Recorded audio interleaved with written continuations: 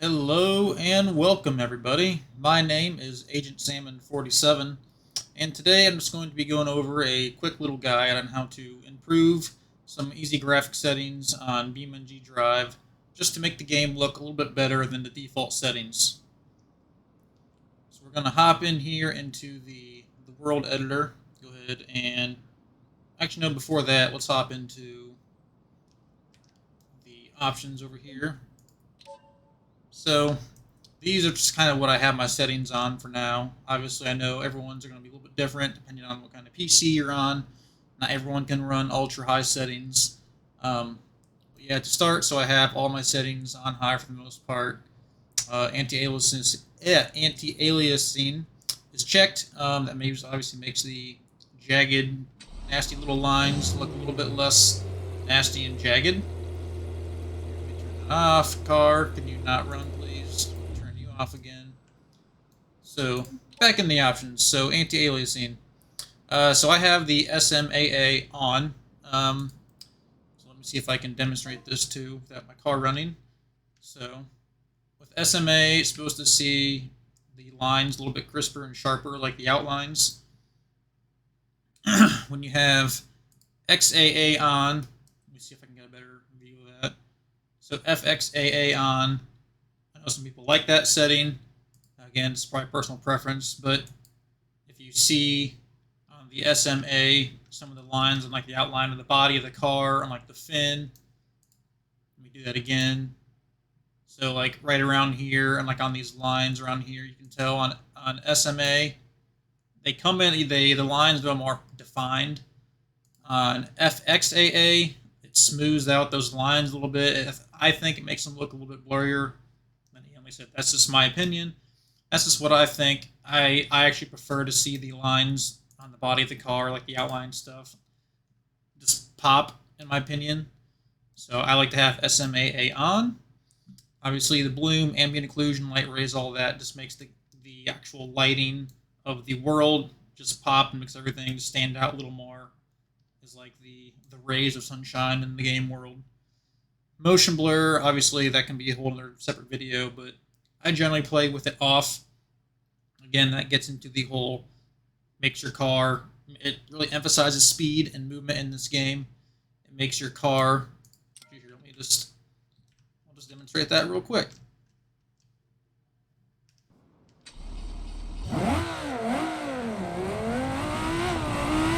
So motion blur, you can see everything outside of the car, surrounding the car, around the car, just gets really blurry, kind of grainy. Really good shots for like you make movies in BeamNG or something, make cinematic car chases and everything. Woo! Oh! That's a lot of damage. But anyway, going back into turning my car off, and we're going to go in the options here. Turn motion blur off. Again, I don't really play with it a whole lot because I like the car to actually not become a blurry, grainy mess when going high speed, especially when crashing in this game.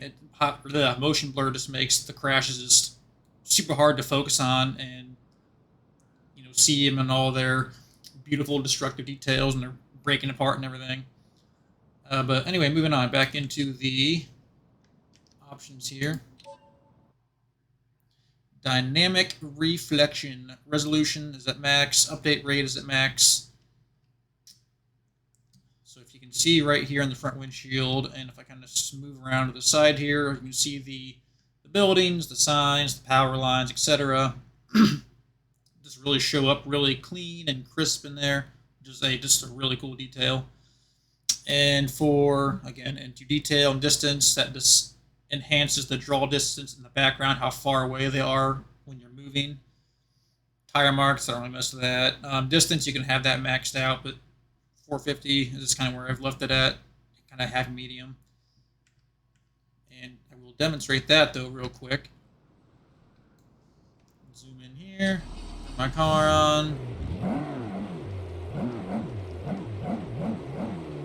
You can see as I'm moving, kind of realistic depiction of the objects in the background moving, moving along with it. looking in the windshield there, you can just really see the environment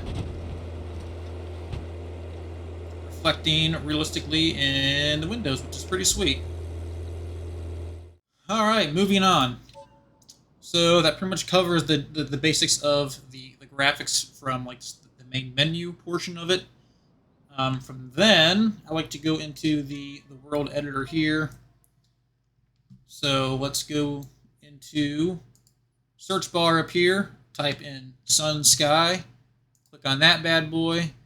That'll basically entail the entirety of like the atmosphere, the world itself, sky, the lighting, shadows, etc., the sun placement. So first thing is the sky brightness. It's always at default at 40 in most maps, and a lot of people I've seen like they crank it up to 100 or above that, which when you start to get into the 100 plus, it just really kind of just takes the life out of the sky and makes it one giant white box, which is cool because it really emphasizes the bloom of the colors of the sun, essentially just washing out the entire game world, which can be realistic when you adjust everything else right. And I'll show you in a second what I mean by that. So if you crank brightness up to 10, obviously you're not going to want to play with this because it just looks terrible when everything is super washed out and blindingly bright. Let's back out of here, go into the environment. Time of day is what you're going to want to kind of, if you want to stay with this like sky brightness and overall brightness, you're going to want to play in the like early evening, nighttime, late afternoon cycle. So you can see it really dims down the lights. The sun's now setting lower. It's got really enhanced shadows, bigger shadows and everything. It's got more of that orangey hue, orange and red hue and everything, which is very cool. Like sun setting, like on a California pier type look. So yeah, just a really warm, welcoming, inviting little sunset cruise kind of look. Put it back to like 7 o'clock ish. So yeah, really cool. Again, all these settings, the idea is you can play around with them to your liking to get it to where you want it. I know you can delve even further into, like I said, the placement of the sun with these settings right here in the orbit. You can adjust it so the sun's, setting higher, an elevation setting higher or lower, azimuth going left or right. Oh, what did I just do there? So, yep, going up, down, left, right, all that jazz. All right, so next we're going to talk about shadows. So let me bring the shadow in to my car a little bit closer.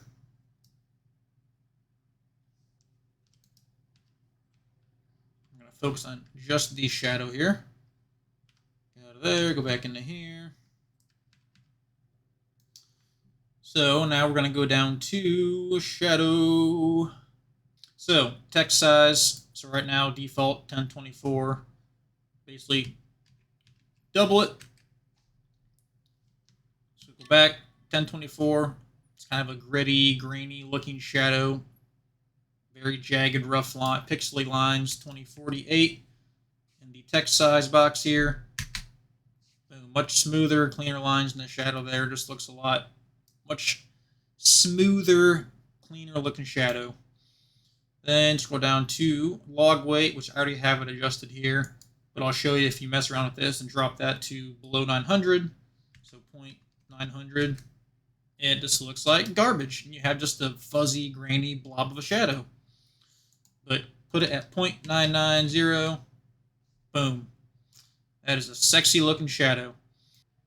All right, next we're going to talk about the last and final thing that I always mess around with in this game, which is and again, in the world editor over here in the search bar, the clouds. Big, fluffy, voluptuous clouds. So if you focus up here in the sky, default clouds, not bad, not too crazy to look at or gawk at. So over here in the cloud layer, you can get into the textures and everything and make the clouds all kinds of crazy looking texture and everything. I don't screw with that. But if you go in here to exposure, 2.3 is the default. Let's just double that, for example. Boom. So it basically doubles the overall thickness and basically the pixel size girth of the clouds, essentially. Bump it down 1.0.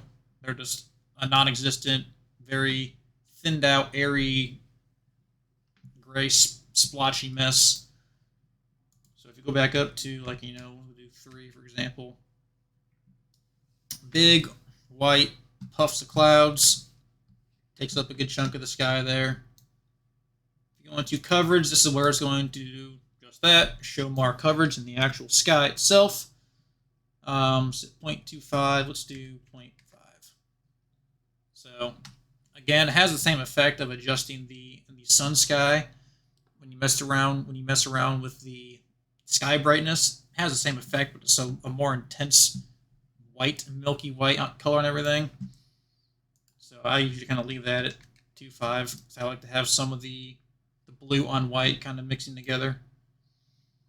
Wind speed when the game's not paused, obviously the actual speed of the clouds.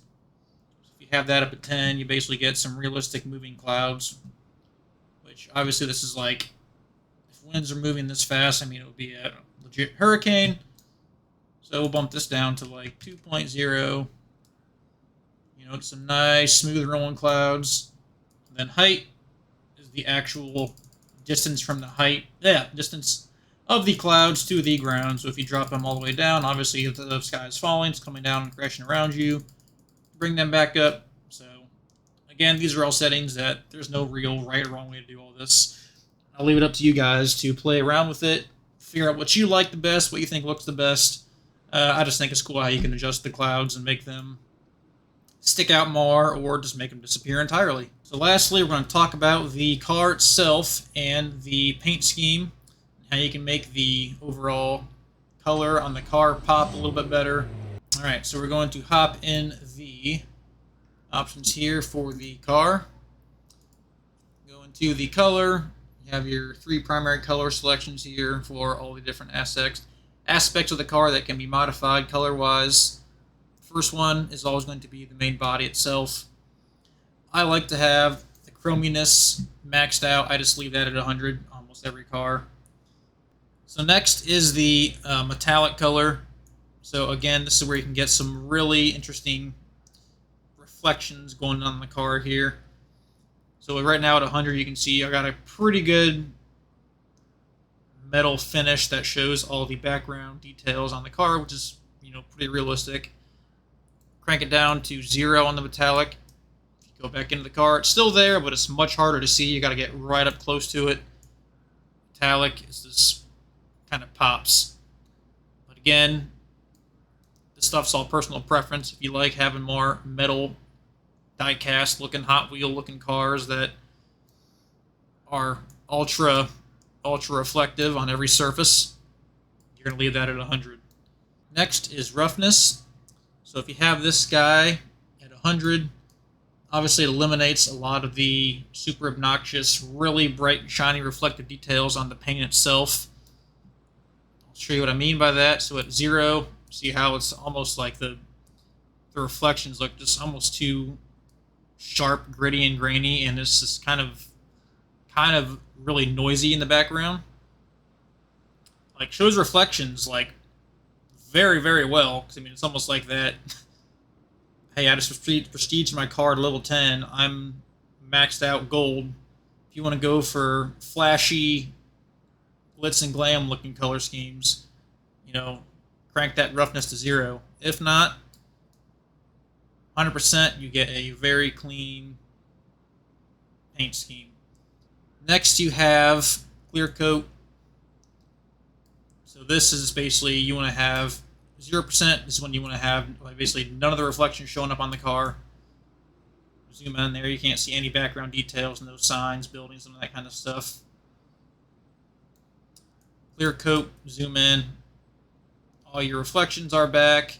You can see Not with this metallic at 100%, but on this side, see the signs and the buildings in the background. More of the realistic kind of look and feel. Put that at 100, and then clear coat roughness is just the quality of said lighting, reflections, and details on the actual paint scheme itself. 100%, just like a kind of bleh, matte color scheme. You're only seeing yellow and yellow alone. Put that down to 0 again. Suddenly you now have all of your reflections back, and your car is just giving everything in the background the love and attention it so deserves. Alright guys, I'm going to wrap it up there with this video. I hope this was helpful and just giving you guys some ideas on how to enhance the look and feel of your BeamNG Drive game overall. I know there are a lot of other options as far as mods and extensions out there to enhance the overall look and feel of this game, but I figured it was cool to have the ability in-game, and just the options in World Editor to mess around with these settings yourself. So I hope this, guys, gives you some ideas for how to enhance the look and feel of your own game. Thank you guys for watching. Stay tuned for more videos. Subscribe if you like this style of content, and I'll see you in the next one. Peace out.